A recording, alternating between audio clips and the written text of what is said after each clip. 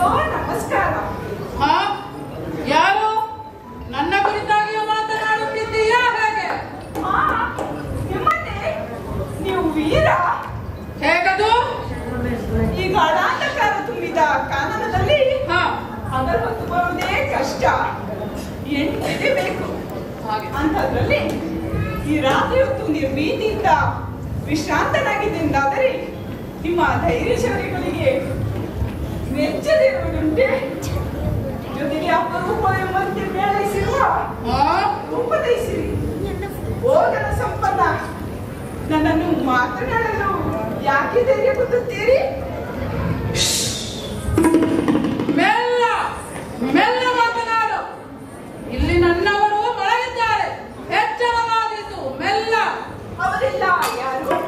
ಅವರೆಲ್ಲ ನನ್ನವರು, ನನ್ನ ಕುಟುಂಬದವರು. ನಿಮ್ಮ ಹೆಸರೇನು? ಭೀಮಸೇನ. ಭೀಮಸೇನ? ನನಗಾದೀತು. ನಿನಗೇನಾಯ್ತು? ಏನಿಲ್ಲ. ಹೆಸರು ಚಂದ ಉಂಟು. ನನಗೆ ತಿಳಿಸಿತು. ಮತ್ತೆ ಅವರೆಲ್ಲ? ನನ್ನಮ್ಮ ಕುಂತಿ, ಹಿರಿಯಣ್ಣ ಧರ್ಮರಾಯ, ಅರ್ಜುನ, ನಕುಲ, ಸಹದೇವ ಅವರೆಲ್ಲ ನನ್ನ ಸಹೋದರರು. ನಿಮ್ಮಲ್ಲಿ ಯಾರಿಗೂ ಮದುವೆ ಆಗಲಿಲ್ಲವಲ್ಲ? ಇಲ್ಲ. ಯಾಕೆ? ಅಪ್ಪ ದೇವರು ದೊಡ್ಡವ. ನಿನಗೇನಾಯ್ತು? ಇಲ್ಲದಿದ್ದರೆ ಮೊದಲೇ ದೊಡ್ಡ ಕುಟುಂಬ. ಇನ್ನು ಮದುವೆ ಆಗಿದ್ದರೆ ರಾತ್ರಿ ಪೂರ್ತಿ ನಿಮ್ಮ ಪರಿಚಯದಲ್ಲೇ ಮುಗಿದು ಹೋಗುತ್ತಿತ್ತು. ಅಲ್ಲ, ನಾನು ಆಗದಿಂದ ಇಷ್ಟು ಮಾತನಾಡುತ್ತಿದ್ದೇನೆ, ನೀವು ಮಾತ್ರ ಅಷ್ಟೇ. ಬೇರೇನು ಮಾತನಾಡುವುದು? ನಾನು ಯಾರು ಅಂತ ವಿಚಾರಿಸಬಹುದಲ್ಲ ಸ್ವಾಮಿ? ಸರಿ, ಹೇಳು. ಯಾರು ನೀನು? ಈ ಕಾಡಿಗೆ ನೀನ್ಯಾಕೆ ಬಂದಿರುವೆ?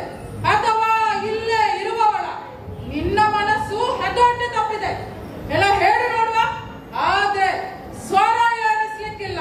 ಇಲ್ಲಪ್ಪ, ಇನ್ನು ಮುಂದೆ ನೀವು ಹೇಳಿದಂತೆ ಏರಿಸುವುದು ಇಳಿಸುವುದು.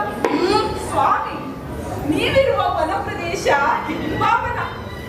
ಇದು ನನ್ನ ಹಿಡಿಮನ ಆಡತಿಗಳು ಪಟ್ಟ ವನ ಪ್ರದೇಶ. ಅವನ ಒಬ್ಬಳೇ ತಂಗಿ ನಾನು. ಹಿಡಿಂಬೆ ಎಂಬುದು ನನ್ನ ಹೆಸರು. ಹಾಗಾದರೆ ನೀನು ಇಲ್ಲಿಗೆ ಒಂದು ಬಗೆಯ ಅಧಿಕಾರಿನಿ. ಆ ಅಧಿಕಾರದಿಂದ ನನ್ನನ್ನು ಪ್ರಶ್ನಿಸಲು ಬಂದೆಯಾ ಹೇಗೆ? ಇಲ್ಲಪ್ಪ, ಹಾಗೆಯೇ ಸುತ್ತಾಡಕ್ಕೆ ಬರುತ್ತಿರುವಾಗ ನಿಮ್ಮನ್ನ ಕಂಡ ಮಾತ್ರಕ್ಕೆ ನನ್ನ ಮನಸ್ಸು ಸೂರೆಯಾಗಿ ಹೋಯಿತು. ಹಾಗಾಗಿ ನಿಮ್ಮಲ್ಲಿ ಮಾತನಾಡಲು ಬಂದೆ. ಸಂಸಾರ ಬಂಧನ ಪಡಪಡುವ ಆಶಯದಿಂದ ನಿಮ್ಮ ಕೈ ಹಿಡಿಯಲು ಸಿದ್ಧಳಿದ್ದೀನಿ. ಪುಣ್ಯ ಕೃಪೆಯಿಂದ ಸ್ವೀಕರಿಸಿ. ನೀನು ರಾಕ್ಷಸೆ.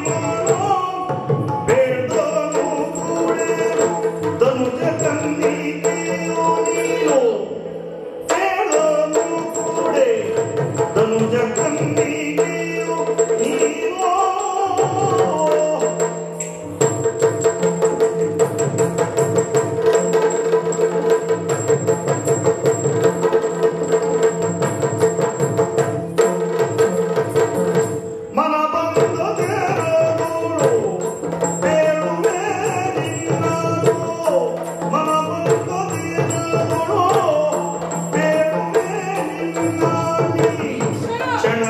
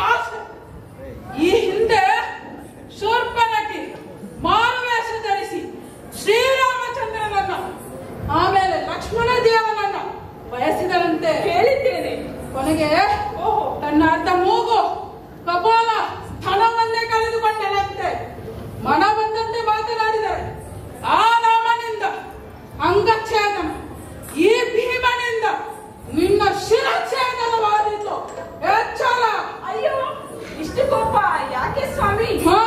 ನಾನು ಹೇಗೆ ನಿಮ್ಮಲ್ಲಿಗೆ ಬಂದಿದ್ದೇನೆ ಗೊತ್ತೇ? ಹೇಗೆ? ಆರ್ಯ, ತಾವು ಸಮಾಧಾನದಿಂದ ಸ್ವಲ್ಪ ನನ್ನ ಮಾತನ್ನ ಕೇಳಿ. ಸ್ವರ ಏರಿಸಬೇಡಿ.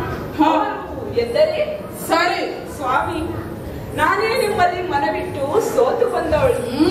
ಹಾಗಾಗಿ ನನ್ನನ್ನು ನೀವು ಪರಿಗ್ರಹಿಸದಿದ್ದರೆ ನಿಮಗೆ ಪಾತಕ ಬರುವುದು ಖಚಿತ. ರಾಕ್ಷಸ ವಧುಗಳಿಗೆ ರಕ್ತಗತವಾದ ಕಾಮದ ಗೀಳು, ಹಸಿವು ತೀಕ್ಷ್ಣತೆ ಅಂತೆ ಅದು ಮಾಗುವುದುಂಟಾ? ಸಾಕು, ನಡೆಯಲಿಂದ. ನಿನಗೆ